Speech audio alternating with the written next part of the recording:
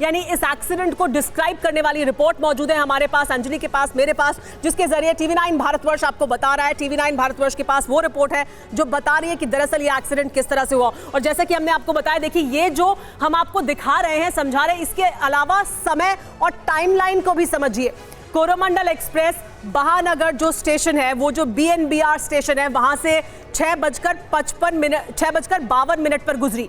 यानी यहां से ये निकली 6:52 पर। ये जो आ रही थी ट्रेन, जो डाउन लाइन पर आ रही थी, ये 6:55 पर यहां पहुंची है। यानी जैसे ही यहां पर आई और यहां से डिरेल हुई और 6:55 पर जो ट्रेन आ रही थी उससे आकर ये टकरा गई। यानी कि 2 से 3 मिनट का ही समय और इसमें इतना बड़ा हादसा हो गया जिसमें 260 से भी ज्यादा लोगों की जान गई है, 900 से भी ज्यादा लोग घायल बताए जा रहे हैं। ये देखिए शुरुआती जो प्राइमा फेसी रीजन समझ में आया इस हादसे के पीछे, उसके आधार पर ये डॉक्यूमेंट जिसमें जानकारी है, ये सब कुछ हम आपको समझा रहे हैं। हालांकि अभी भी बहुत कुछ इसमें निकल करके सामने आएगा जिस पर हमारी भी लगातार नजर बनी हुई है। और TV9 भारतवर्ष देश का पहला न्यूज चैनल है जो सबसे पहले घटनास्थल पर पहुंचा। हमारे सहयोगी रविशंकर दत्ता की एक एक्सक्लूसिव रिपोर्ट आपको दिखाते हैं ग्राउंड जीरो से।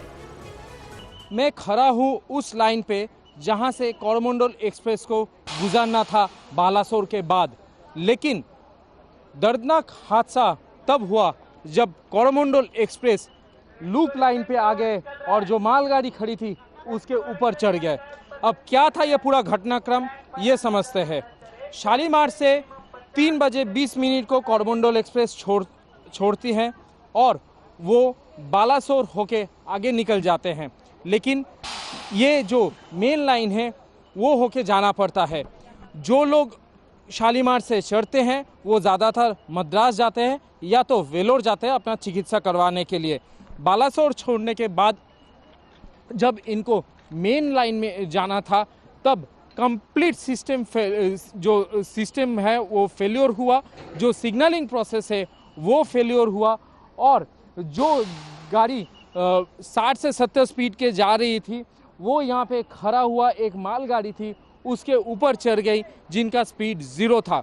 इसके चलते देश का सबसे बड़ा ट्रेन दुर्घटना हुई और जिसके चलते 3 ट्रेन बहुत बुरी तरह आपस में उलझ गए। सबसे बड़ी बात है कि इतना बड़ा सिस्टम फेल्योर हुआ कैसे, इतना बड़ा सिग्नलिंग प्रोसेस फेल्योर हुआ कैसे। जानते हैं उसका प्रोसेस क्या था। जिस लाइन पे मैं चल रहा हूँ इसको मेन लाइन कहते हैं और जैसे कोरोमंडल एक्सप्रेस जो सुपरफास्ट एक्सप्रेस है वो चलते हैं, बाकी का जो मालगाड़ी है वो खड़ा हो जाते हैं। इस बार भी वैसा हुआ था, लेकिन बालासोर छोड़ने के बाद जब ट्रेन स्पीड पकड़ रही थी तब सिग्नलिंग प्रोसेस में समस्या होने के कारण वो लूप लाइन में चला गया और आप देख सकते हैं जो मेन इंजन है कैसे वो मालगाड़ी के ऊपर चढ़ गया।